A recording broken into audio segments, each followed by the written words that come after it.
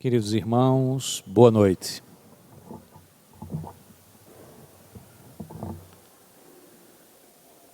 O tema a ser abordado na noite de hoje nos remete a um dos capítulos mais expressivos do Evangelho de João. Estamos nos referindo ao capítulo 16 e nele temos um diálogo do Mestre Jesus com os seus discípulos naqueles eventos que estavam ocorrendo durante a ceia pascal. Ali evidenciava-se um ensino de profundidade espiritual registrada pelo evangelista João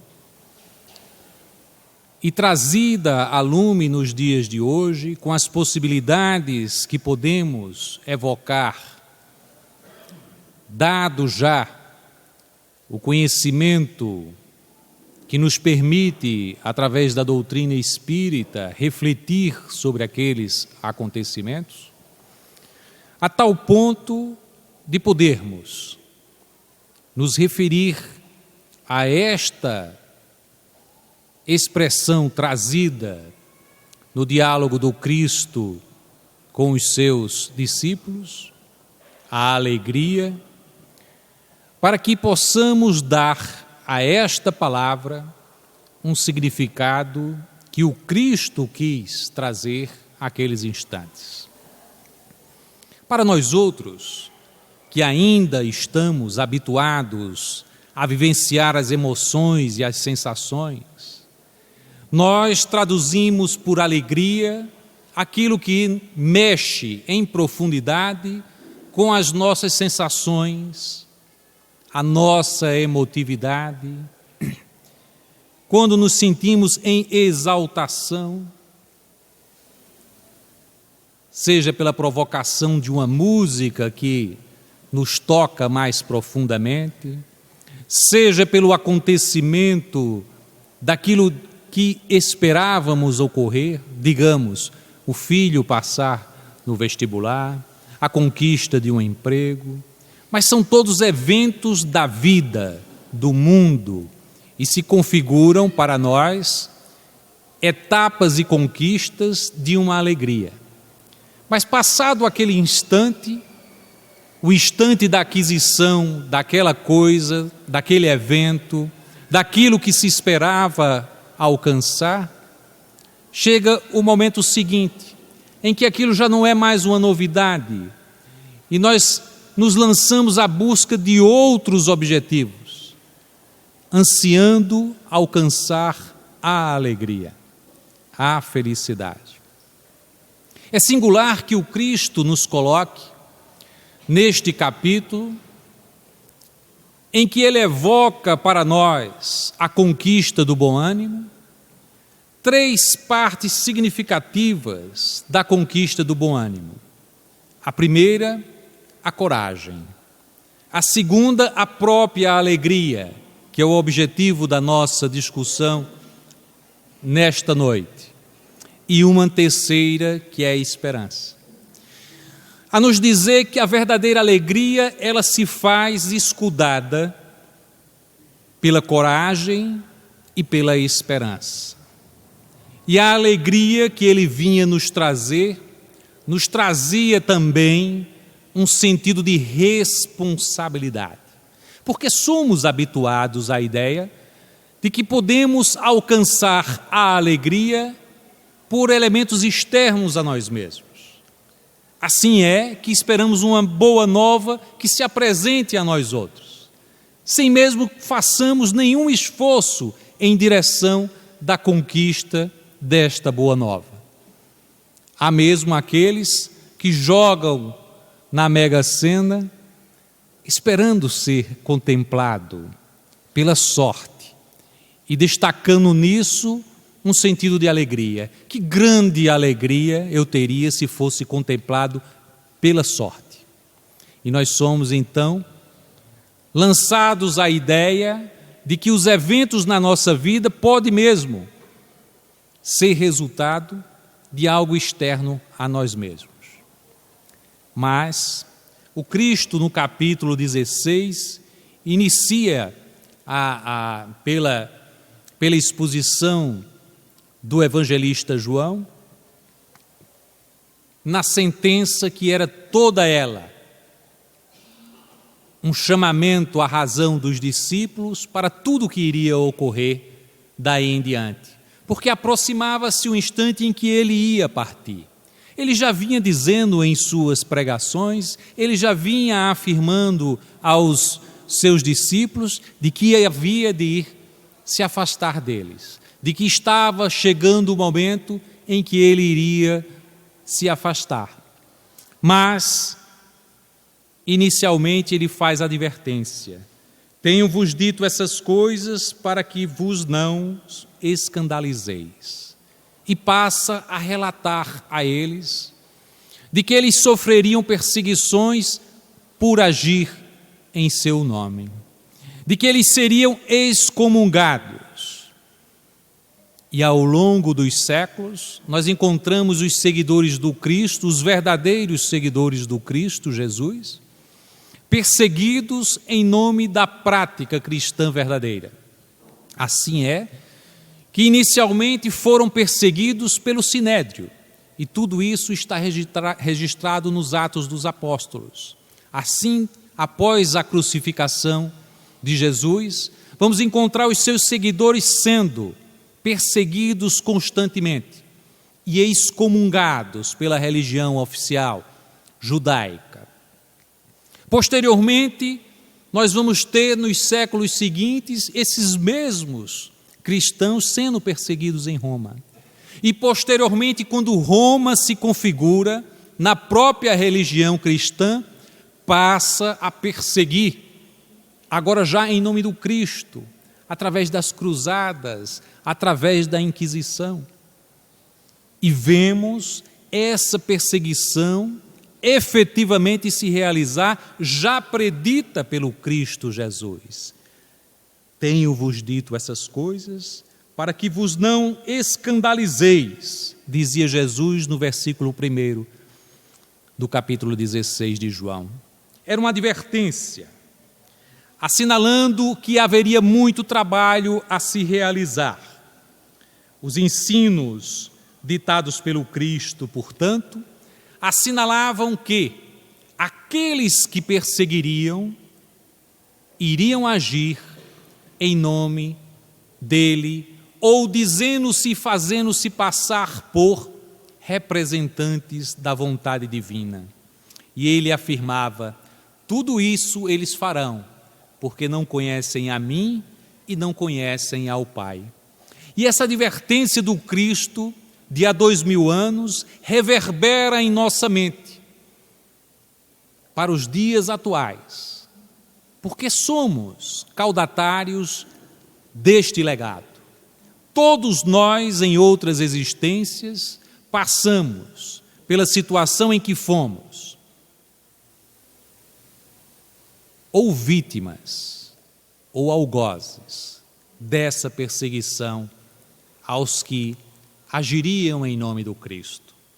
Portanto, sentimos profundamente essas palavras do Cristo, advertindo aos seus discípulos de que isso de fato iria ocorrer, de que aqueles que abraçassem em profundidade a sua palavra haveriam de não ser aceitos, porque o mundo é assim.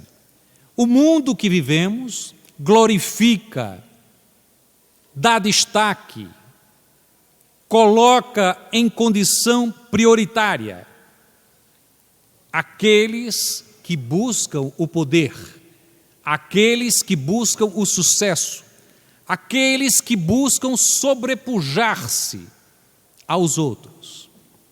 Mas não foi isso que o Cristo veio nos ensinar. E ele disse: é assim que o mundo age, e é por isso que vós sofrereis as perseguições em meu nome. Porque eles ignoram, como diz no versículo 3, e isto vos farão, porque não conhece ao Pai e nem a mim. A advertência de que tudo o que vos mata julgará oferecer culto a Deus é tudo o que ocorreu posteriormente, porque julgavam fazer culto a Deus nas perseguições das cruzadas e das inquisições. E em nome de Deus e do Cristo, patrocinaram guerras, morticínios, perseguições. Eis porque a primeira qualidade para a aquisição da verdadeira alegria é a de ter a coragem em abraçar o serviço cristão. Essa é a primeira característica que deve ser entendida por nós ao acompanhar este diálogo magnífico do Cristo Jesus com os seus discípulos. E Emmanuel, ao comentar isto, enfatiza no versículo 4, em que o Cristo afirma: eu tenho-vos dito isso, a fim de que quando chegar aquela hora, vos lembreis de que já vos tinha dito. Os comentadores do Evangelho fazem entender que o Cristo tinha afirmado isso porque logo em seguida haveria a sua crucificação, e após a crucificação haveriam de entender. Mas o Cristo não nos estaria dando uma lição para um evento só, para uma ocorrência, para o fato de que ele iria ser crucificado e depois ressuscitaria. Seria algo muito pequeno. Ele queria nos dar a informação para as coisas que aconteceriam na nossa vida, para quando chegasse os momentos de testemunho, assim como ele verificou, nós estivéssemos avisados, nós estivéssemos preparados, porque todos nós iríamos participar destes momentos de testemunho, destes momentos de aflições. E Emmanuel afirma que cada discípulo terá a sua hora de revelações, de aproveitamento individual. E nestes instantes em que somos convocados ao testemunho, é que somos compelidos a entender o grau de nossa comunhão com Deus. Porque é muito fácil ter a comunhão com Deus e se dizer em comunhão com Deus nos momentos em que estamos vivenciando as alegrias do mundo, no momento em que nos sentimos plenos, repletos de benesses, e aí dizemos: como Deus gosta de mim. E porque Deus gosta de mim, eu me sinto em comunhão com Ele. Mas Cristo vinha nos afirmar coisas diferentes. Vós passareis por atribulações.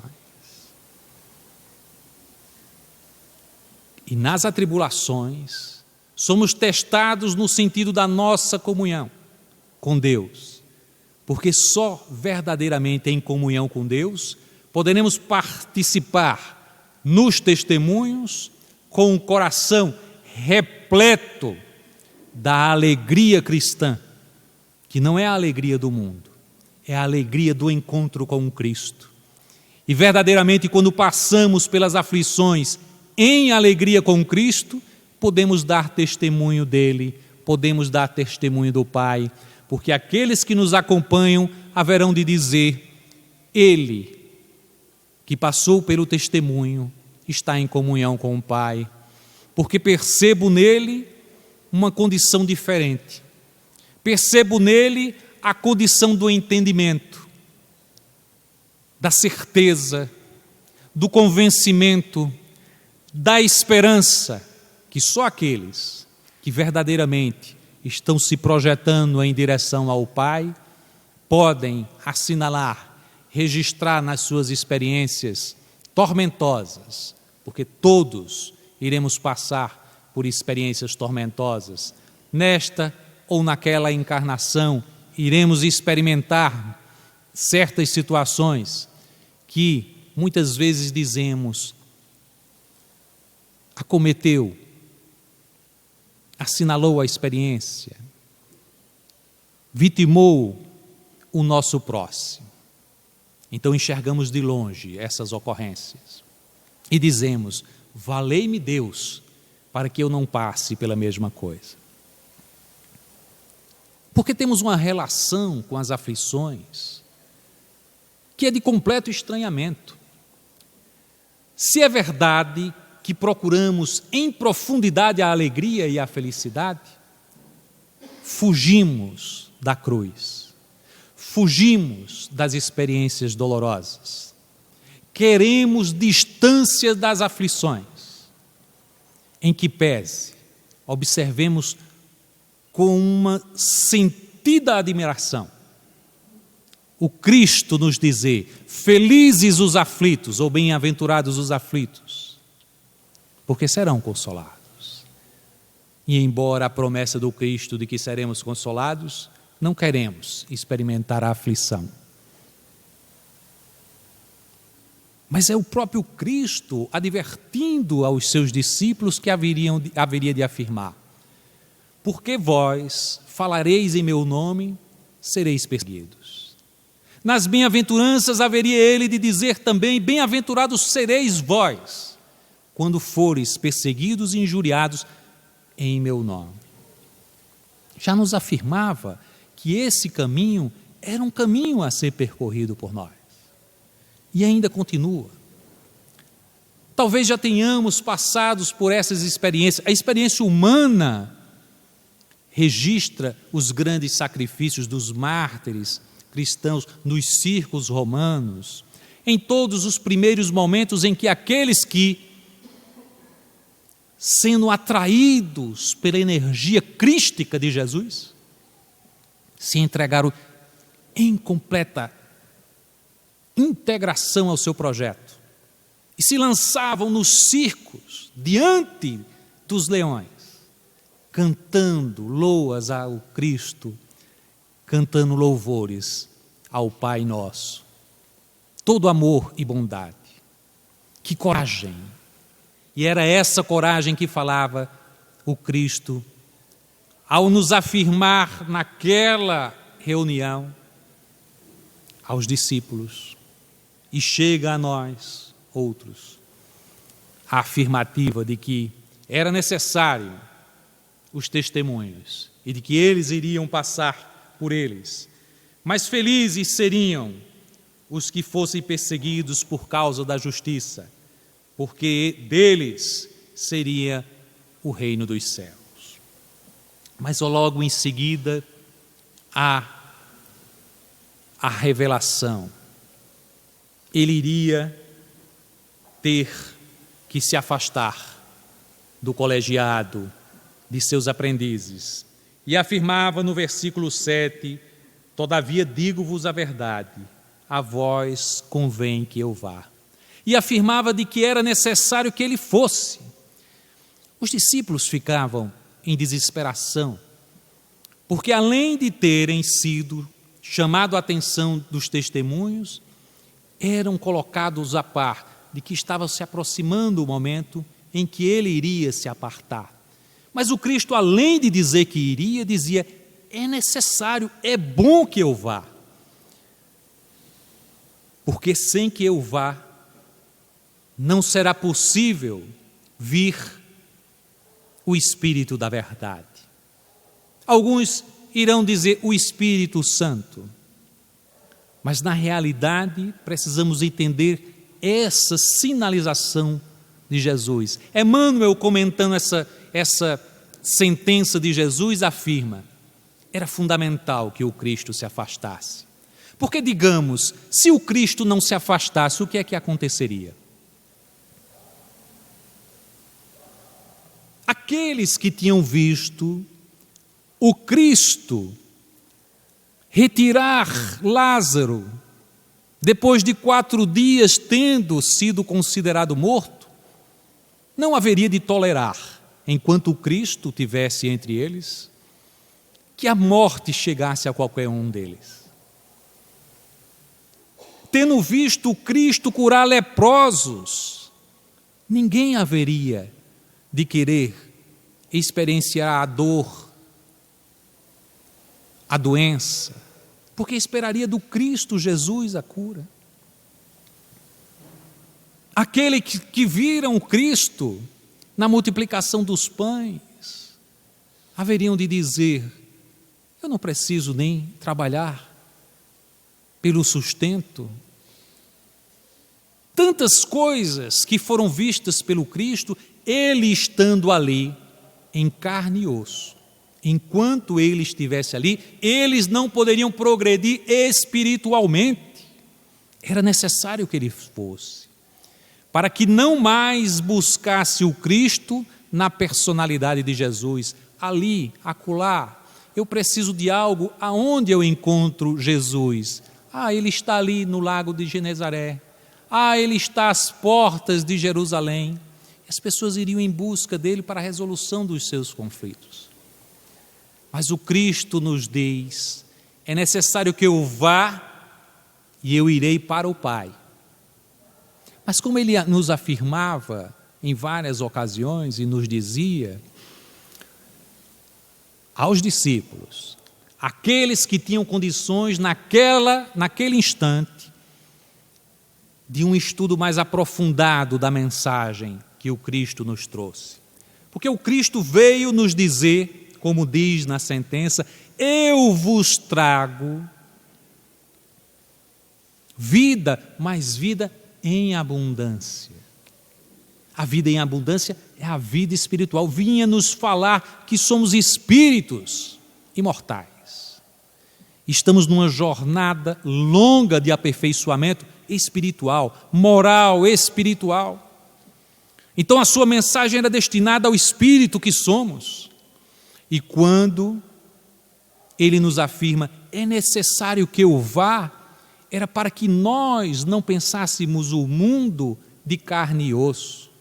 A resolução das minhas necessidades humanas, eu procuro no Cristo que está no corpo de Jesus, na figura de Jesus, que eu posso tocar, que eu posso falar, que eu posso conversar, que eu posso abraçar, que eu posso me jogar aos pés dele.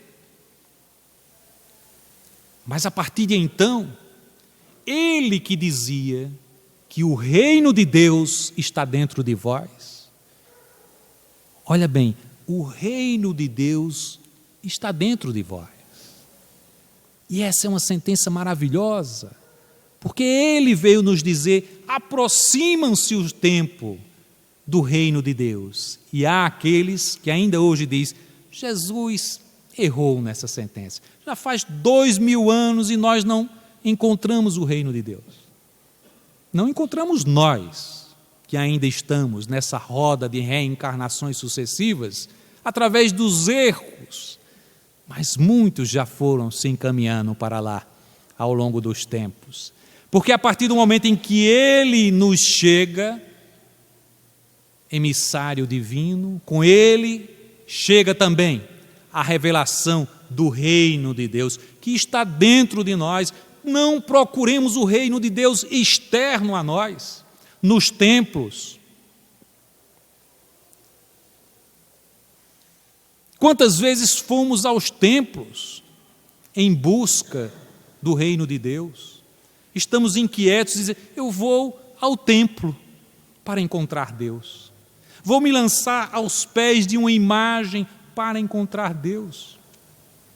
Mas foi o Cristo a nos dizer, o reino de Deus está dentro de vós. E se está dentro de vós, e ele dizia, eu e o Pai somos um. Não dizendo que ele era Deus, não era isso. É que ele e o Pai estavam em sintonia perfeita. Ele sintonizava plenamente com o Pai, portanto, querendo encontrar o Cristo, procuremos o Cristo dentro de nós. E se procurarmos o Cristo na ideia de que vai nascer o Cristo dentro de nós, devemos buscá-lo numa manjedoura simples e humilde, porque é aí que ele se encontra em nossos corações. Essa é a mensagem dele. É necessário que eu parta para que vós me procureis em espírito, não na carne.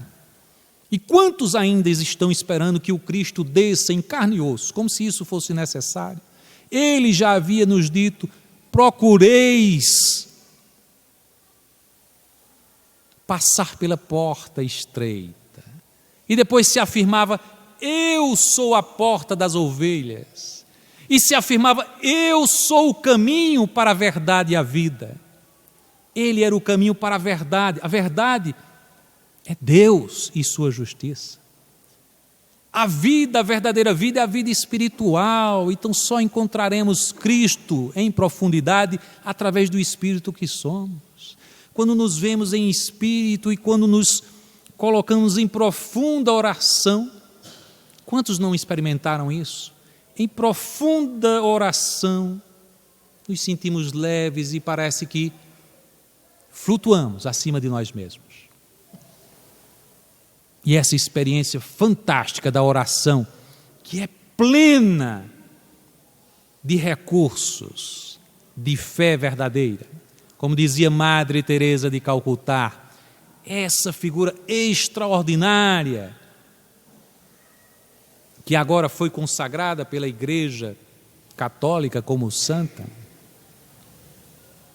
e ela afirmava, compreendendo em perfeição o caminho da iluminação, e ela dizia: a oração é o exercício da fé. É verdade, a oração é o exercício da fé. E quando nos robustecemos na fé, encontramos Deus.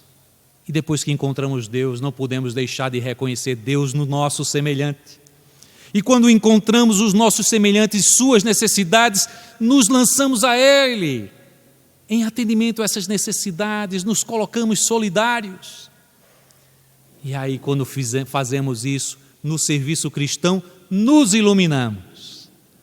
E quando nos iluminamos, nos aproximamos de Deus. Olha que coisa rica em sentido que ela nos traz. Que compreensão perfeita do caminho da evolução. Que extraordinária figura cristã, Madre Teresa de Calcutá, conhecendo plenamente o que o Cristo veio nos dizer: me procurarão agora em espírito.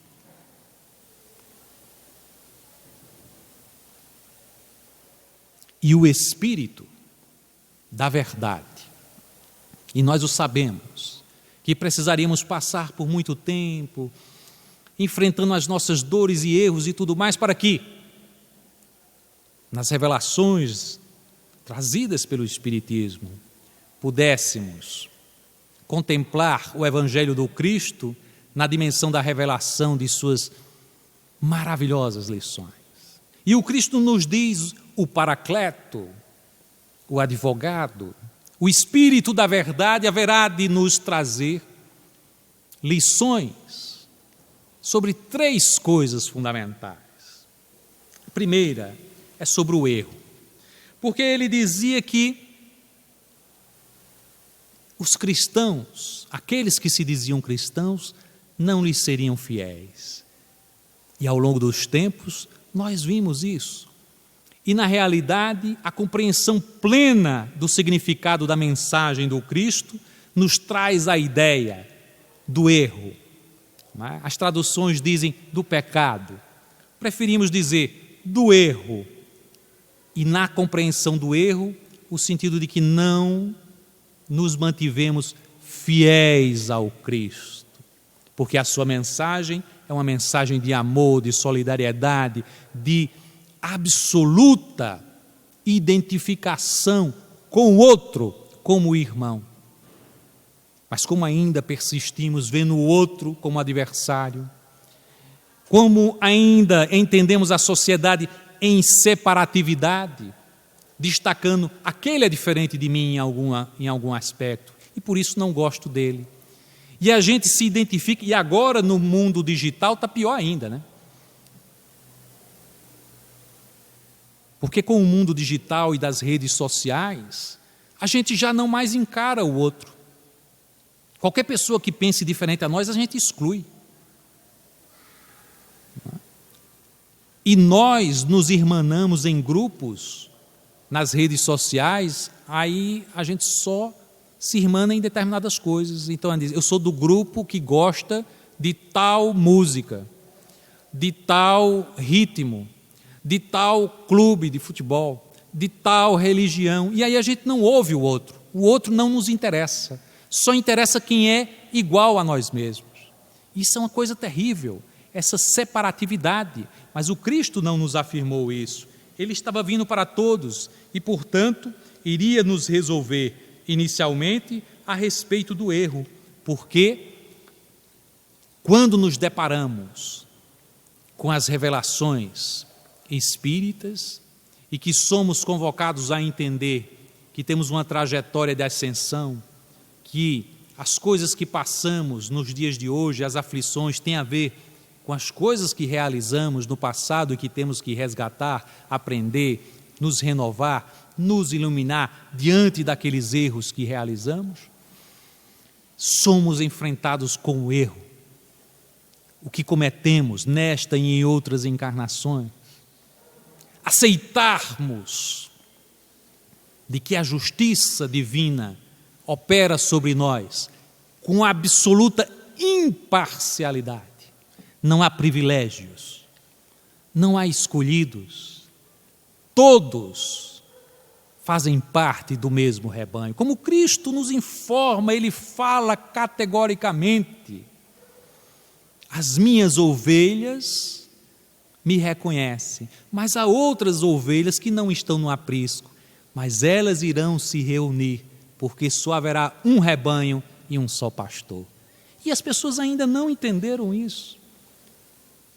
Todos são filhos do mesmo Pai e todos irão ter, no caminho da evolução, o alcance das suas possibilidades iluminativas e irão se aproximar da luz divina. É a riqueza da mensagem do Cristo exposta com tanta clareza no Evangelho, mas como nós nos distanciamos do Evangelho, nos distanciamos do Cristo.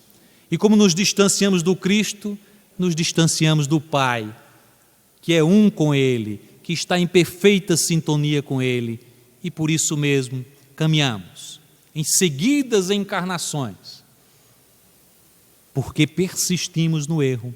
E aí o Cristo diz: o Espírito da verdade virá falar coisas que eu não posso falar hoje, mas virá falar por mim, em meu nome.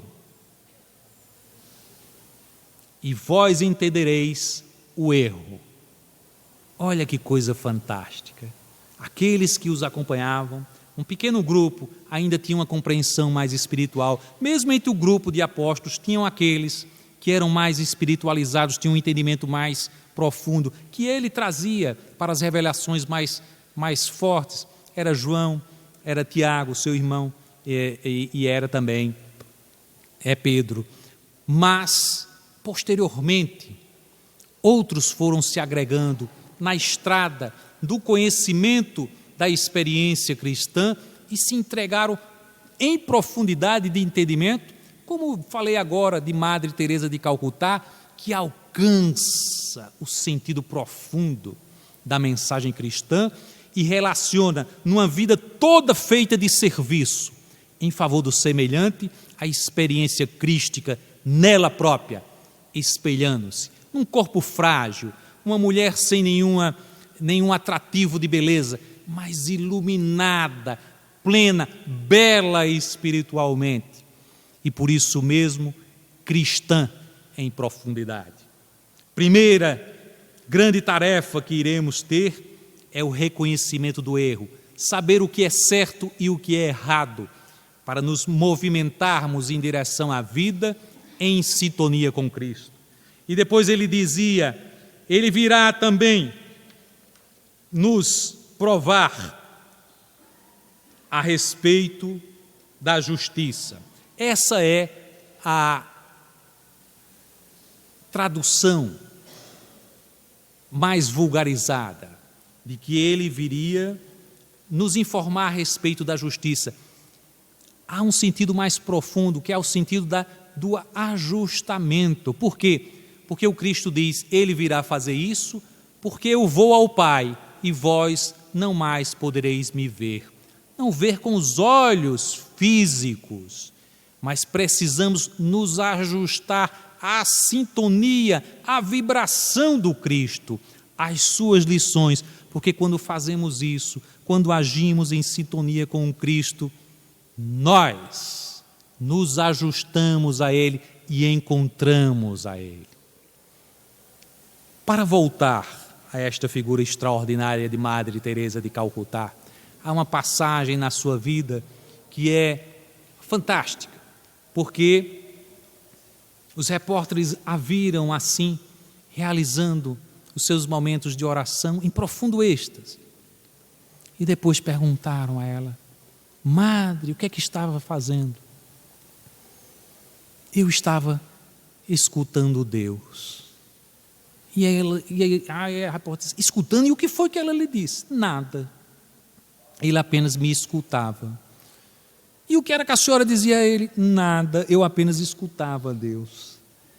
E se você não está entendendo, eu não posso fazer nada. Olha a sintonia, não era preciso palavras. Era em sintonia o sentimento, a percepção profunda. Isso é uma aproximação com Deus, tal como Cristo nos veio ensinar. Era necessário que Ele fosse, que Ele partisse, para que nós o procurássemos em espírito. Não precisaríamos mais do Jesus em carne e osso. Aonde está Jesus? Ali no lago. Então vamos ao lago. Vamos às portas de Jerusalém. Vamos à casa de Pedro. Mas não é isso. Vamos procurar agora o Cristo dentro de nós. E o encontraremos. Porque essa é a promessa dele. O reino de Deus está em vós. E eu e o Pai somos um. Procuremos o Cristo dentro de nós. Procuremos no melhor que temos em nós. Porque numa vibração acentuada pelo amor, nós o encontraremos. Por fim, a terceira dimensão que ele nos diz que o Espírito da verdade irá nos revelar e, portanto, irá significar um estímulo à nossa evolução, é que ele irá provar o mundo a respeito do juízo, conforme as traduções, do discernimento, porque o dominador deste mundo está revelado. Ora, ele veio nos dizer que o dominador do mundo são as paixões nossas, o egoísmo, a avareza, a vaidade, a busca pelo poder e pela riqueza. Está revelado, ele já tinha exposto, e mais do que nunca, a revelação espírita nos traz claramente o caminho da nossa evolução, é nos despirmos da vacuidade do mundo, das demandas do mundo, do que o mundo tem a nos oferecer, e buscarmos os tesouros que não podem ser corrompidos pela traça ou pela ferrugem, e que nos iluminam e que nos adiantam espiritualmente. Por isso mesmo, logo em seguida, ele nos traz a lição da alegria. Porque ele já nos tinha provocado a coragem e nos tinha tocado em profundidade, nos dizendo: eu vou partir, mas é necessário que eu vá. E aqueles espíritos que ali estavam a conversar com ele, os seus discípulos, na compreensão disso, se robusteceram em coragem. E posteriormente, depois da crucificação do Cristo, deram testemunhos maravilhosos, na compreensão mesmo das advertências que o Cristo veio nos trazer. Mas a alegria máxima que ele vinha nos suscitar, ele nos traz numa sentença em que ele nos afirma, no versículo 20, mas a vossa tristeza se converterá em alegria. Nos afirmando de que iríamos passar por aquelas situações todas, de que teríamos tristezas, mas de que elas se converteriam em alegria. E Emmanuel faz uma avaliação dessa passagem, nos dizendo que o mundo converte alegrias nessas sensações momentâneas, mas que o Cristo nos opera no entendimento e na convicção pela fé, a fé robusta, o entendimento da verdade, que é a justiça divina, que essa é a conquista da verdadeira alegria.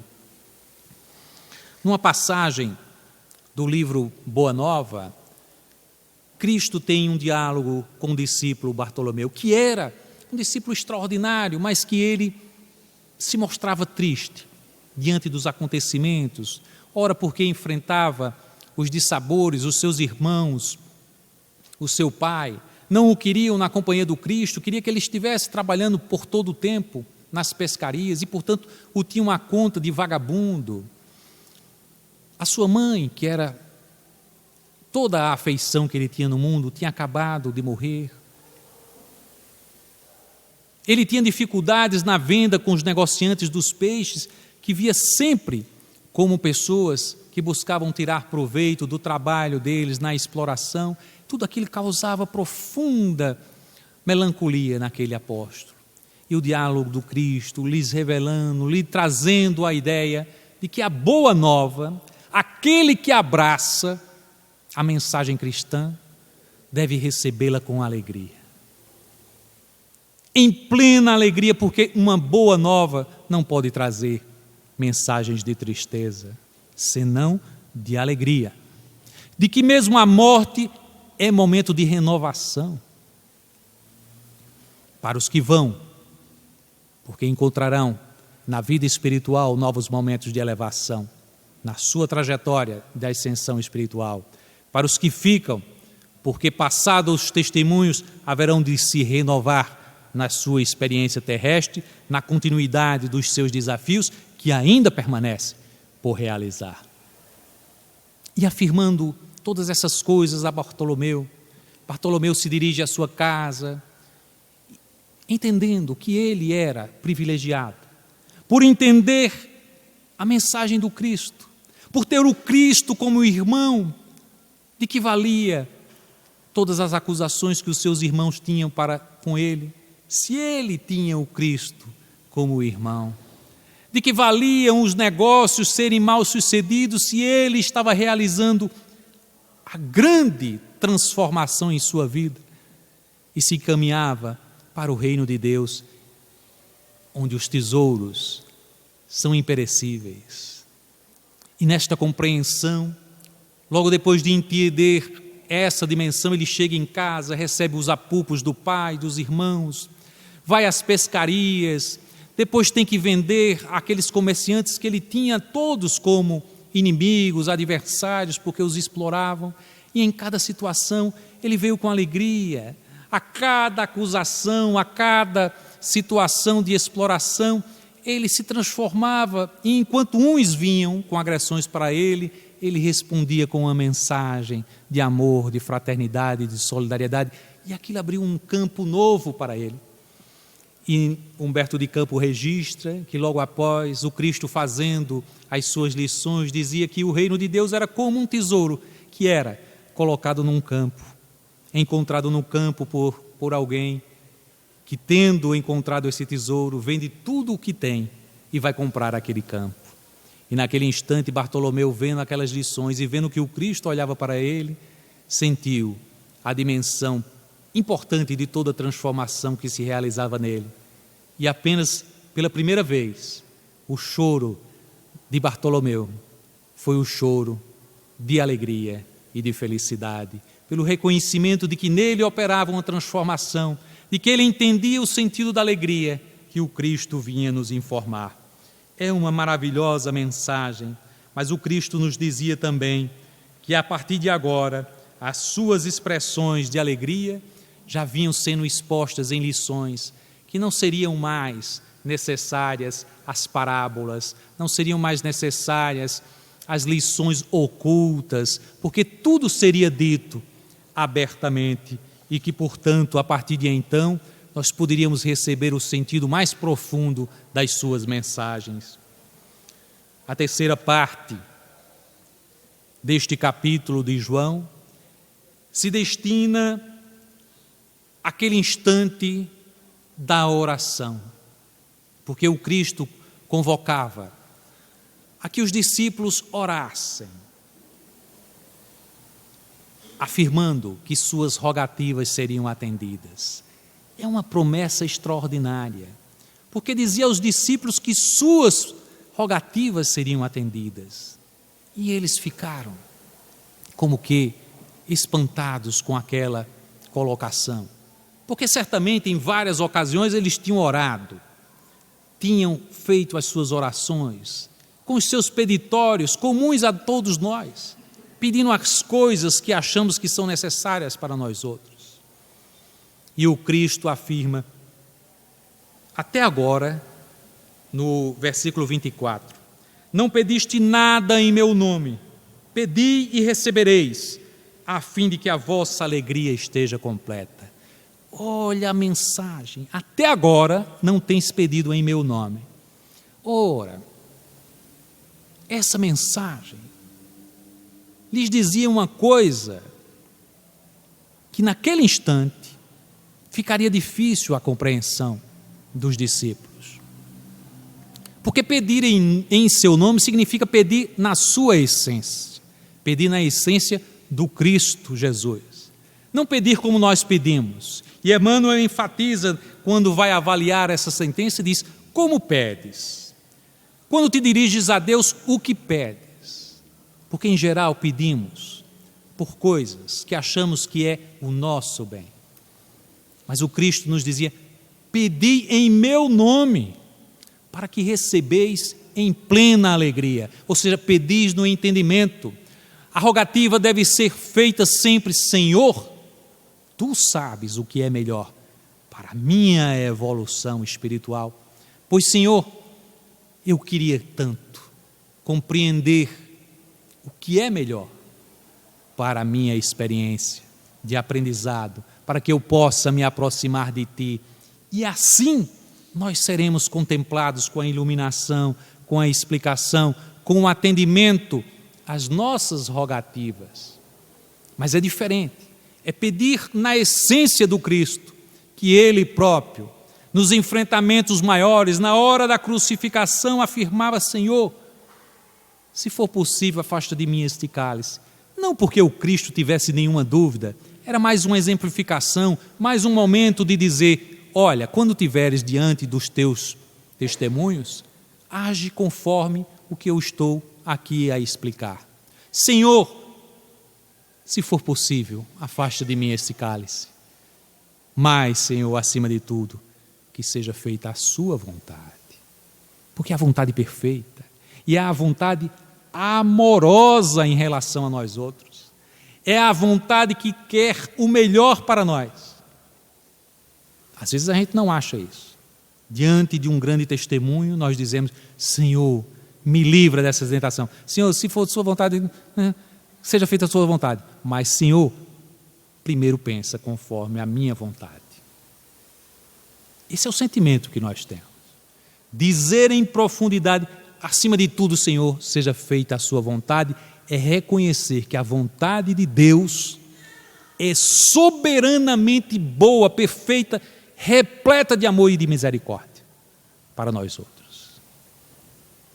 Joana de Ângeles chega a dizer: a dor, o sofrimento, não é um mal.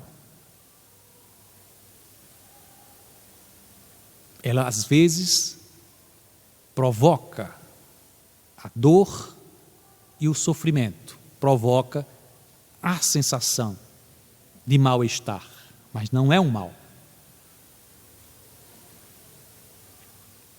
A grande questão é como lidamos com a dor e o sofrimento. Diante da dor e do sofrimento, como agimos? Será que lembramos do Cristo nos afirmando: bem-aventurados os aflitos, porque serão consolados? E aí nós pensamos: vamos ficar eternamente aflitos, porque seremos eternamente consolados. Não é isso, é um movimento. Os aflitos são aqueles que estão vivenciando a experiência do testemunho. Ninguém é aflito eternamente. É aflito numa ocasião em que está experienciando a dor, o sofrimento, o testemunho. E nessa situação, é alguém que se encaminha para a superação. E Joana diz, a grande experiência humana é atravessar a correnteza das tribulações, porque chegaremos do outro lado da margem, que é o local onde constataremos as nossas vitórias. E esse é o sentido maior da lição que o Cristo veio nos dar. A oração intercessória que ele vai seguir a este capítulo 17 é toda uma vivência prática disso que ele nos ensinava no capítulo 16.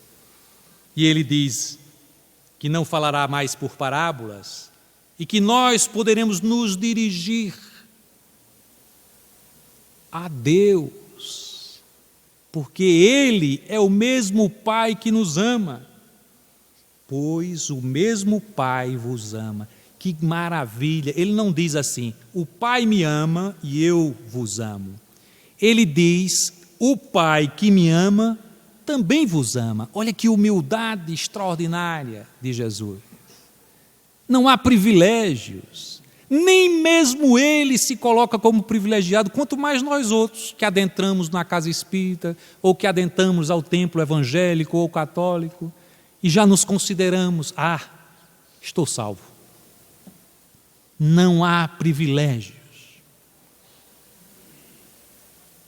Não há privilégio para o palestrante espírita em relação ao que vivencia a experiência tormentosa de estar agora numa prisão. Não existe separação entre o pastor evangélico e aquele que está cruciado na desesperação por ver um parente seu, nos seus últimos instantes, enfrentando uma doença lancinante, de dores lancinantes. Não há diferença entre o padre da Igreja Católica e aquele outro que está experienciando os testemunhos, porque muito errou no poder público e agora se vê lançado aos julgamentos de toda a população. Não há nenhuma distinção. Todos são filhos do Pai. E esta mensagem do Cristo e nos dizer, é o mesmo Pai que nos ama, a mim e a vós, todos, indistintamente. O Cristo nos afirma com essa mensagem extraordinária, finalizando o capítulo, de dizer, não se turbem os vossos corações, não se atemorizem, tenho-vos dito essas coisas para que não se atemorizem, porque eu venci o mundo. É a experiência fantástica. Diante de todos os testemunhos, ele deu mostras de que nós podemos superar o mundo e suas demandas, as suas paixões, as suas experiências de sensações e encontrar alegria na profundidade do ser, na busca incessante pela justiça divina, no reconhecimento do amor como motor da nossa vida. E quanto mais buscamos o amor, menos temos tristezas em nossas vidas. Quanto mais vivenciamos o amor ao próximo, mais a depressão, mais a ansiedade se afasta de nós outros. Aquela expressão de tristeza que carregamos muitas vezes por coisas tão pequenas. Porque enquanto jovens somos ansiosos diante da vida, das experiências da vida. Qual será o meu emprego? Passarei nesse ou naquele concurso? Haverei de conquistar um lugar no mercado de trabalho? E o amor? Encontrarei o amor? São ansiedades da juventude e tanto mais cobradas a juventude para ter esse sucesso de encontrar o amor perfeito, tal como nos romances, na televisão, de encontrar o bom emprego, tal como prenunciado de sucesso, rentável, que essa juventude está se perdendo na depressão, nas ansiedades, visitando os consultórios de psiquiatras e psicólogos, consumidores de pílulas. Quando Cristo Jesus nos convoca, amai profundamente. E quanto mais amarmos, quanto mais vivermos a experiência do amor, menos ansiedades, menos depressão, menos tristeza, infinita alegria. Não temam, eu venci o mundo. Tenho-vos dito essas coisas para que não temas. Eu vos dou a paz, a minha paz vos dou. Não vos dou como o mundo a dá. Vos dou no sentido do entendimento, de que em todas as situações de nossas vidas, em que podemos nos posicionar como tristes ou melancólicos, como enfrentando grande sofrimento, lancemos o olhar na profundidade do nosso ser em busca do Cristo que mora dentro de nós, tal como Francisco, nas suas expressões do amor profundo, se lançava: Senhor, Senhor, ah, que alegria, Senhor. E era Francisco, cego, com dores terríveis, porque enfrentava enfermidades de toda sorte que lhe consumiam o fígado, o intestino, o seu estômago em frangalhos. Haviam querido curar os seus olhos com ferro em brasa. Os seus ouvidos, que estavam infeccionados, lançaram ferro em brasa e ele já nem ouvia direito, já não via, e cantava em alegria. Toda a criação humana, como resultado de Deus nos amando, nos ofertando sempre as possibilidades da vida estuante, abundante em ofertas, a tal ponto de que diante da sua iminente morte lança a belíssima exortação à irmã morte. Ah, meus irmãos, meus queridos irmãos, que alegria vivenciar com cada um de vocês a experiência de transitar pela mensagem evangélica, concitando-nos a uma reflexão profunda do sentido maior de vivermos em alegria, na expressão do encontro com Cristo, na expressão de que somos maiores do que os sofrimentos, do que os testemunhos, porque somos espíritos imortais, porque caminhamos para a luz, porque o amor nos cerca sempre. E nesses instantes em que nos vemos cercados de luz numa assembleia como essa, o céu nos brinda com a presença de espíritos amigos, a nos beijar a face, a nos intuir para melhor prosseguir, servindo sempre em nome do Cristo, que é o caminho para a verdade e a vida, agora e sempre, assim seja.